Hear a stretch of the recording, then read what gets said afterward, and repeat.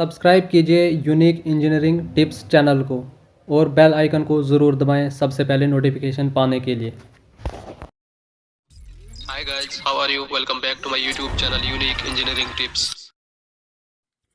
Hi guys, how are you? It's me Naved here again. So पिछले lecture में हमने discuss किया था कन्वर्जन ऑफ बीरिंग के बारे में, जैसे whole circle bearing system to reduce bearing system, फिर रिड्यूस को होल सर्कल में कैसे कन्वर्ट करते हैं, फोर बीरिंग को बैक में और बैक को फोर बीरिंग में कैसे कन्वर्ट करते हैं।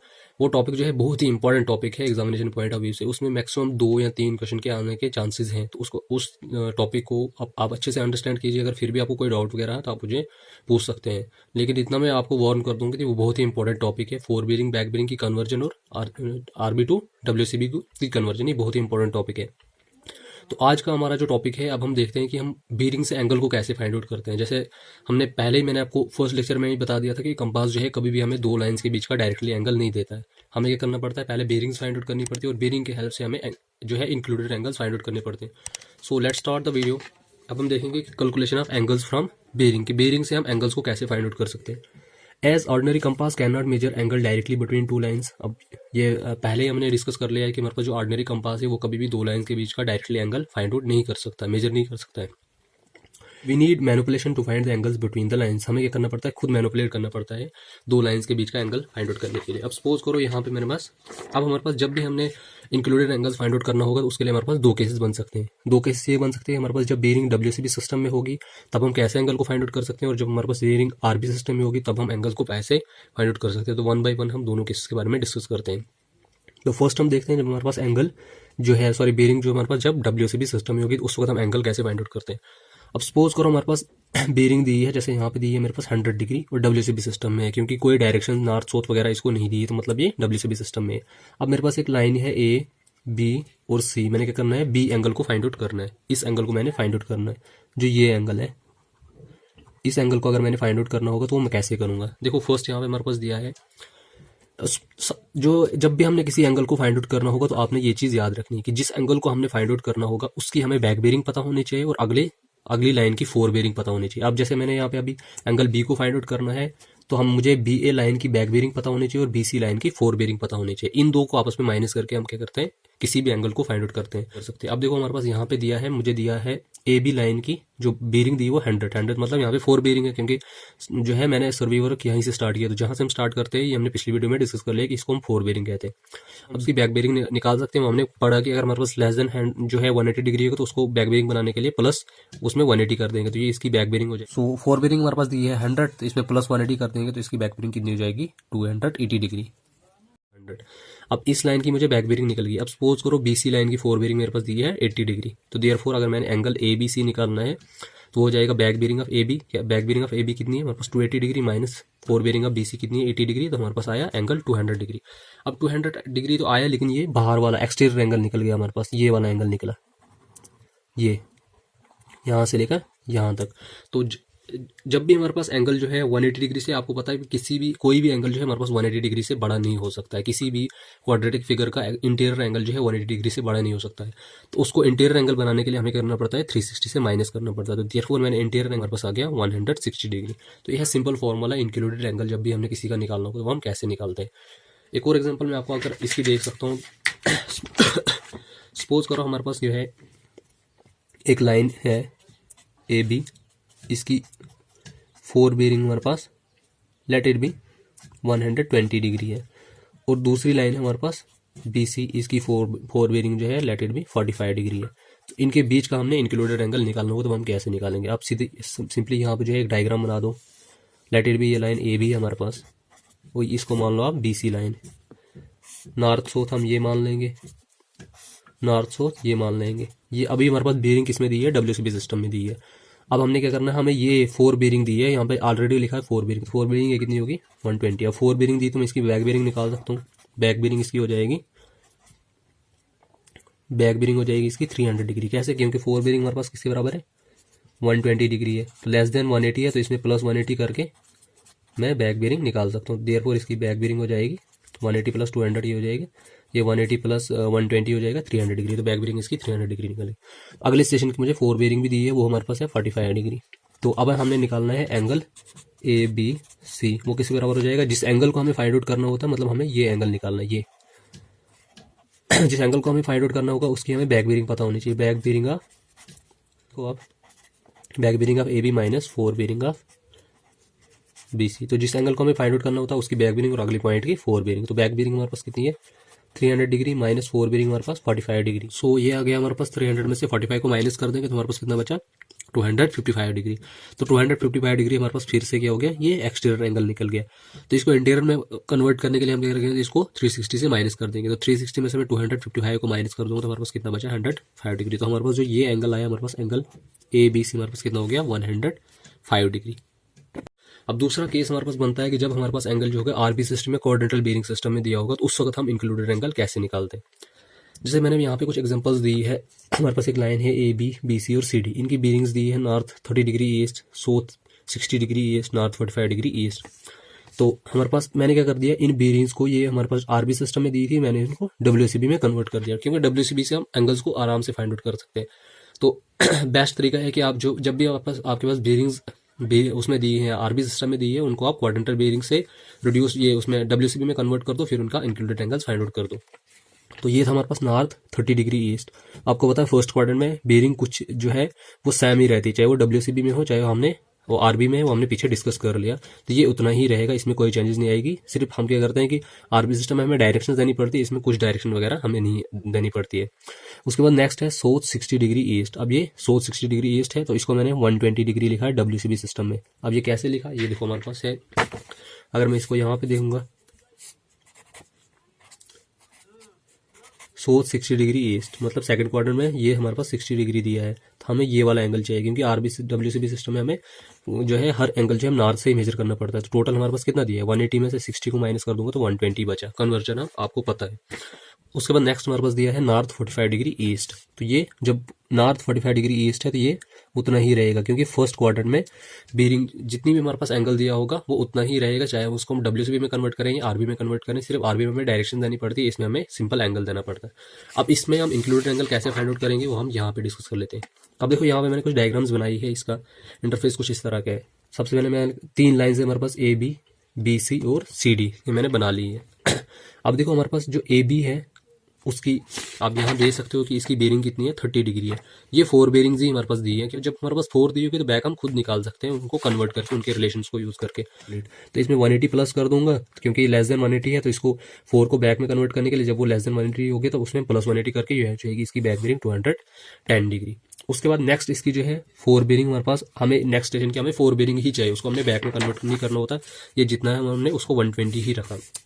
तो अब हमें एंगल इसको बी एंगल को फाइंड आउट करना, मतलब हमें ये एंगल चाहिए।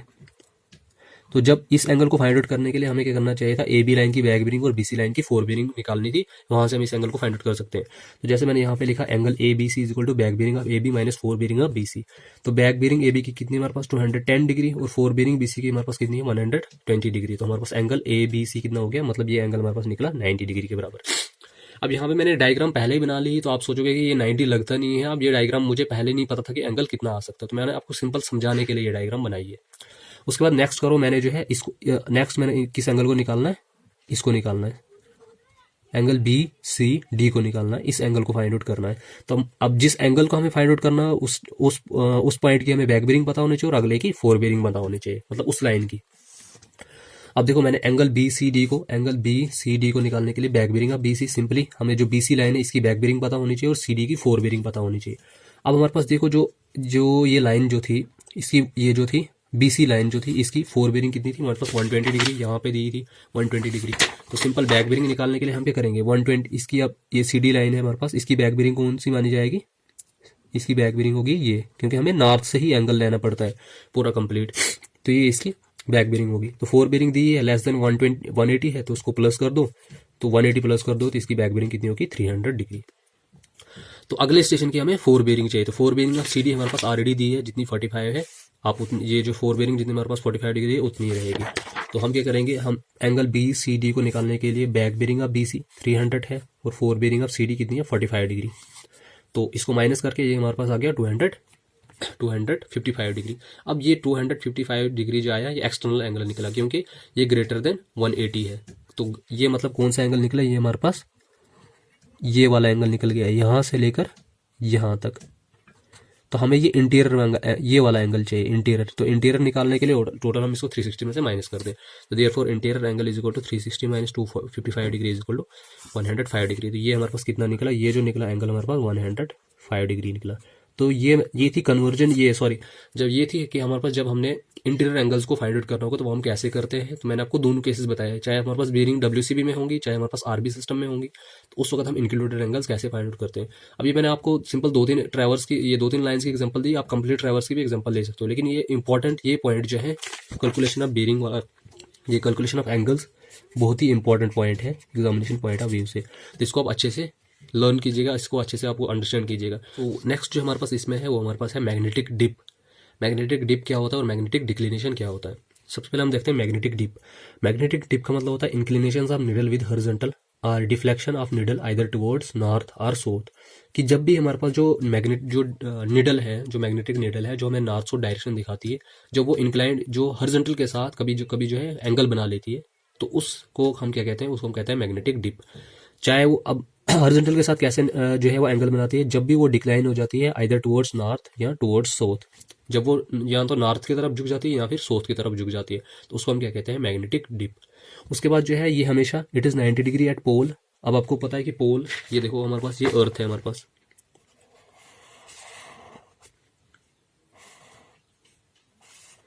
ये हमारे पास इक्वेटर आ जाता है, ये वाला ये लाइन होगी हमारे पास इक्वेटर, और ये लाइन हमारे पास क्या हो जाती है, पोल। जो नॉर्थ साउथ से पास होगी डेट इज नोन एज पोल, और जो ईस्ट वेस्ट से पास होती है इक्वेटर। इक्वेटर लाइन जो है हमेशा पोल से बड़ी होती है। ये देखो ये जो लाइन मैंने आपको दिखाई, ये हमारे पास इक्वेटर जो अर्थ को यहाँ से पास होती है, और जो ये लाइन है हमारे पास आ गई जो नॉर्थ साउथ से पास होती है, इसको हम जो है पोल कहते हैं। तो इसकी जो वैल्यू होती है मैग्नेटिक डिप की 90 डिग्री एट पोल और 0 डिग्री एट इक्वेटर। हम देखते हैं मैग्नेटिक डिक्लिनेशन। मैग्नेटिक डिक्लिनेशन का मतलब होता है डेविएशन और declination of needle either towards east और आइदर टुवर्ड्स वेस्ट। अब देखो डिप में क्या था कि जब निडल हमारे पास या तो नॉर्थ की तरफ डिक्लाइन होगी या साउथ की तरफ डिक्लाइन होगी, तब हम इसको मैग्नेटिक डिप कहेंगे। और जब हमारे पास निडल जो है या तो वेस्ट की तरफ डिक्लाइन होगी या ईस्ट की तरफ डिक्लाइन होगी, उसको हम मैग्नेटिक डिप या डिक्लिनेशन कहेंगे। सो जैसे कि आप यहाँ देख सकते हो कि मैग्नेटिक डिप और मैग्नेटिक डिक्लिनेशन के बीच में डिफरेंस क्या है। ये देखो जैसे हमारे पास ये निडल है, जब हॉरिजॉन्टल के साथ जो है बिल्कुल हॉरिजॉन्टल नहीं है, इंक्लिनेशन है इसकी कुछ ना कुछ हॉरिजॉन्टल के साथ। ये देखो बिल्कुल होनी चाहिए थी, बिल्कुल ये इस लाइन में होनी चाहिए थी, बिल्कुल हॉरिजॉन्टल में, लेकिन ये अब आइदर टुवर्ड्स नॉर्थ है आइदर टुवर्ड्स, अब इस साइड क्या होता है, एक साइड निडल के नॉर्थ होता है और एक साइड निडल के साउथ होता है। तो जब ये या तो नॉर्थ की तरफ डिक्लाइन होगी या साउथ की तरफ, या अभी साउथ की तरफ डिक्लाइन हुई है, या कुछ भी आप कहीं भी ले लो आप, तो इन दोनों में से जब किसी की तरफ ये इसकी इंक्लिनेशन होगी तो उसको मैग्नेटिक डिप कहते हैं। वहीं पे आप देखो मैग्नेटिक डिक्लिनेशन क्या होता है। मैग्नेटिक डिक्लिनेशन, अब ये देखो हमारे पास निडल है बिल्कुल हॉरिजॉन्टल के पैरेलल है, मतलब हॉरिजॉन्टल जो है इंक्लिनेशन हॉरिजॉन्टल के साथ कुछ नहीं, लेकिन अभी ये डिक्लाइन हो रही है या तो ईस्ट की तरफ हो रही है या वेस्ट की तरफ। अब इस साइड हमारे पास क्या होता है, ईस्ट, इस साइड वेस्ट, ये नॉर्थ और ये साउथ। तो जब इसकी डिक्लिनेशन ईस्ट की तरफ या वेस्ट की तरफ होगी तब इसको मैग्नेटिक डिक्लिनेशन कहते हैं। जब हमारी निडल जो है बिल्कुल हॉरिजॉन्टल के साथ नहीं होगी, मतलब बिल्कुल हॉरिजॉन्टल के पैरेलल नहीं होगी, या एक साइड से डाउन होगी एक साइड से, ये प्रॉब्लम कब आ सकती है, जब हमारे पास जो है हमारा जो क्या बोलते हैं कंपास जो है बिल्कुल लेवल में नहीं होगा। तो जब उसमें लेवलिंग में भी प्रॉब्लम हो सकती है, तभी हमारे पास निडल जो है एक साइड से डाउन और एक साइड से अप हो सकती है। तो ये हमारे पास मैग्नेटिक डिप की एग्जांपल और ये हमारे पास मैग्नेटिक डिक्लिनेशन की एग्जांपल। तो आई होप आपको दोनों चीज़ें ये क्लियर हो गई होंगी। तो its values varies from place to place, और इसकी जो वैल्यू है प्लेस टू प्लेस वेरी करती है। तो इसमें इंपॉर्टेंट पॉइंट है कि जैसे हमारे पास जो था मैग्नेटिक डिप 90 डिग्री पोल पे होता था और 0 इक्वेटर पे होता है, तो मैग्नेटिक डिक्लिनेशन जो होता है वो होता है 90 डिग्री एट इक्वेटर और 0 डिग्री एट पोल। रिसिप्रोकल्स होते हैं आपस में।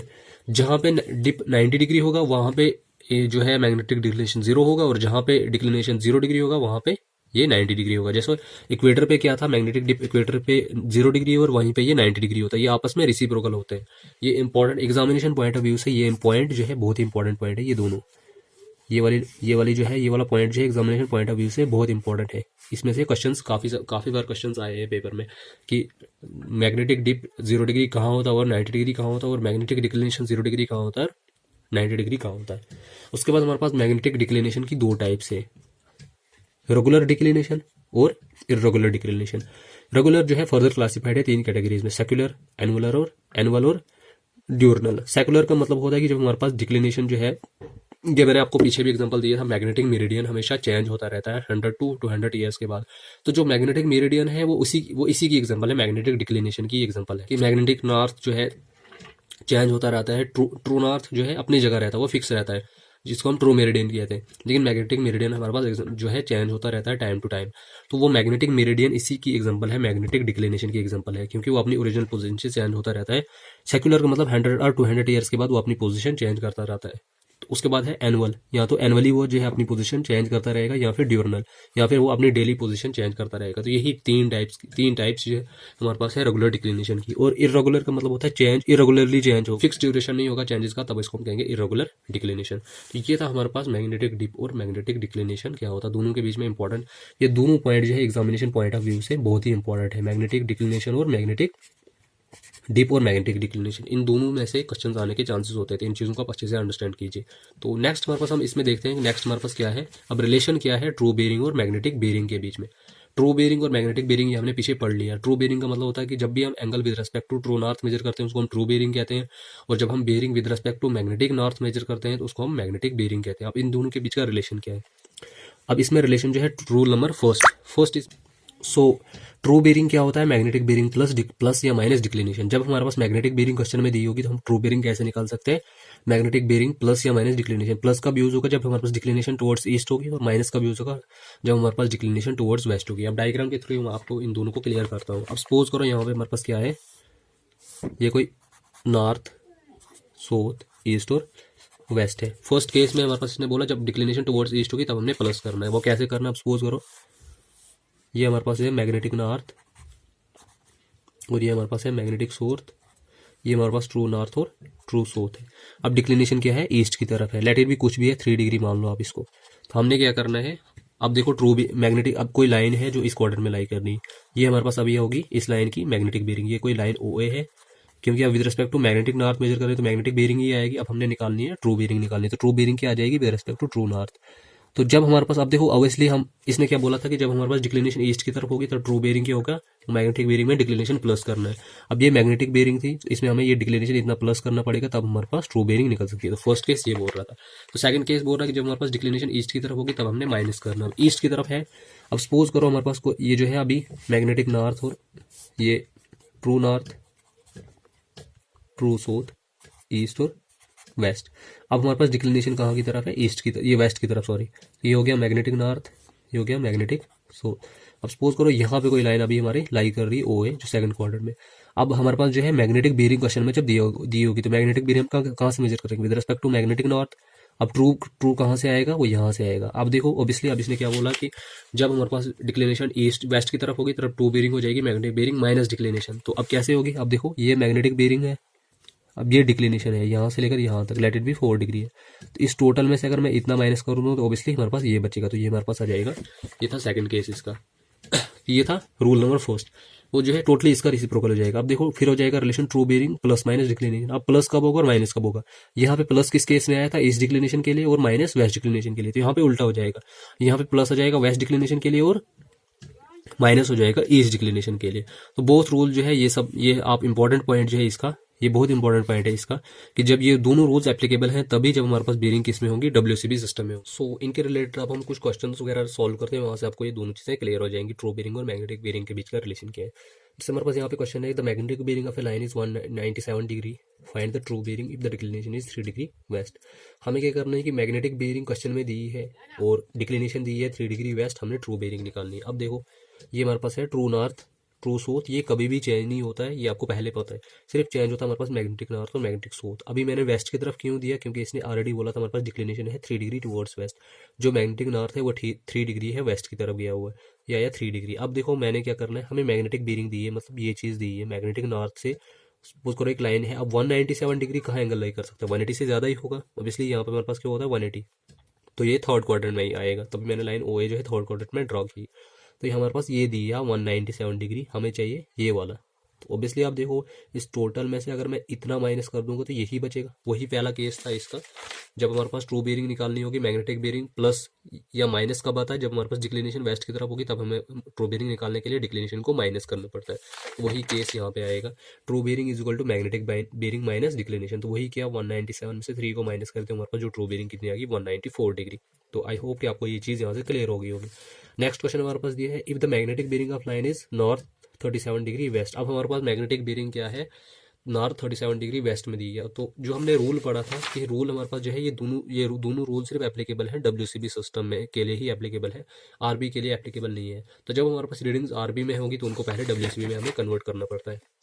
तो अब इसमें हमारे पास जो मैग्नेटिक बेरिंग दी है नॉर्थ 37 डिग्री वेस्ट दी है, और मैग्नेटिक अब डिक्लिनेशन दी है टुवर्ड्स ईस्ट। अब हमारे पास जो मैग्नेटिक नॉर्थ है वो ईस्ट की तरफ जा रहा है, तो हमने क्या निकालना है, ट्रू बेरिंग निकालनी है। अब हमने क्या लिखा, मैग्नेटिक बेरिंग हमारे पास कितनी दी है, इतनी। तो WCB सिस्टम में इसको कन्वर्ट कैसे कर सकते हैं, सिंपल, हमारे पास अभी हमारे पास किस किधर लाई कर रहा है, नॉर्थ 37 डिग्री वेस्ट, मतलब ये इधर लाई कर रहा है, यहाँ पे लाई कर रहा है नॉर्थ और वेस्ट के बीच में। तो हमें ये कंप्लीट चाहिए, अभी इतना दिया है तो कंप्लीट निकले, 360 में से इतना माइनस कर देंगे तो हमारे पास हो जाएगा 320। मतलब ये वाला एंगल जो हमारे पास जो WCB सिस्टम में, यही एंगल कितना हो जाएगा, 323 डिग्री। जो मैंने इसको कन्वर्ट कर दिया WCB सिस्टम में। अब true bearing is equal to magnetic bearing plus declination. क्यों किया, क्योंकि अभी हमारे पास डिक्लिनेशन कहाँ की तरफ है, ईस्ट की तरफ। और रूल यही कहता कि जब हमारे पास डिक्लिनेशन ईस्ट की तरफ होगी तो ट्रू बेरिंग हो जाएगा magnetic bearing plus declination. Rule से भी यही पता चलेगा और आप डायग्राम से भी यहाँ से आप देख सकते हो। अब हमारे पास लाइन OA लाइन जो है, क्योंकि 323 डिग्री एंगल है तो वो इसी क्वाड्रेंट में लाई कर सकता है, फोर्थ क्वाड्रेंट में। अब देखो ट्रू मैग्नेटिक नॉर्थ कहाँ है, अभी ईस्ट की तरफ, 2 डिग्री डिक्लाइन है ईस्ट की तरफ। हमें ये बेरिंग दी है ये, तो हमें ये निकालनी है, तो इसमें इतना प्लस करना पड़ेगा। तो वही हमने क्या किया, true bearing is equal to magnetic bearing plus declination. 323 degree plus 2 क्या हो गया, 325 डिग्री। तो लास्ट पे आप फिर से इसको WCB ये RB में ही कन्वर्ट कर दो, जिसमें आपको क्वेश्चन में दिया है। तो हमने क्या कर दिया, फिर से इसको 360 में से माइनस कर दिया, तो ये इसमें कन्वर्ट हो गया। फिर हमारे पास नॉर्थ 35 डिग्री वेस्ट, तो ये क्वाड्रेंट फोर्थ क्वाड्रेंट में आ गया। तो ये था कुछ बेसिक एग्जांपल हमारे पास ट्रू बेरिंग और मैग्नेटिक बेरिंग। ये क्वेश्चन जो है बहुत ही इंपॉर्टेंट है, दोनों क्वेश्चन जो है ये बहुत ही इंपॉर्टेंट है एग्जामिनेशन पॉइंट ऑफ व्यू से। इनमें से पेपर में क्वेश्चन आता ही आता है। ट्रू बेरिंग मैग्नेटिक बेरिंग के बीच का जो रिलेशन है ये बहुत ही इंपॉर्टेंट है। Magnetic dip, magnetic declination, true bearing और मैग्नेटिक बेरिंग, ये बहुत इंपॉर्टेंट है, इनको आप अच्छे से अंडरस्टैंड कीजिएगा। तो ये था कुछ बेसिक कॉन्सेप्ट इनके बारे में। आई होप आपको सब कुछ क्लियर हो गया होगा। फिर भी अगर आपको किसी भी चीज़ में डाउट है तो आप मुझे कमेंट सेक्शन में पूछ सकते हैं, या पर्सनली जो है टेलीग्राम पे मैंने एक ग्रुप बनाया है, वहाँ पे पर्सनल डिस्कशन के लिए उसको हम यूज़ कर रहे हैं। अगर आपको कोई भी डाउट है किसी भी सब्जेक्ट के रिलेटेड, बिसाइड्स अगर हम अभी सर्वे पढ़ रहे हैं, इसके अलावा अगर कोई सब्जेक्ट आप पर्सनली पढ़ रहे हो तो उसके रिलेटेड भी अगर आपको डाउट है तो आप मुझे पूछ सकते हो। तो मैं जो है टेलीग्राम का लिंक जो है इस वीडियो के डिस्क्रिप्शन में डाल दूंगा, तो वहाँ से आप मुझे मेरे ग्रुप को ज्वाइन कर सकते हैं। Thank you so much and keep supporting me. Thanks for watching unique engineering tips. अगर आपको हमारी ये वीडियो पसंद आई होगी तो वीडियो को लाइक कीजिए, शेयर कीजिए, कमेंट कीजिए और चैनल को सब्सक्राइब करना ना भूलें। और प्लीज़ बेल आइकन ज़रूर दबाएं ताकि जब भी मैं नई वीडियो अपलोड करूं तो आप तक सबसे पहले नोटिफिकेशन पहुंचे। और प्रीवियस वीडियोस जितनी मैंने अपलोड की है उनकी जो PDFs हैं वो डिस्क्रिप्शन में अवेलेबल हैं, तो आप वहां से उनको डाउनलोड कर सकते हैं। Thank you so much.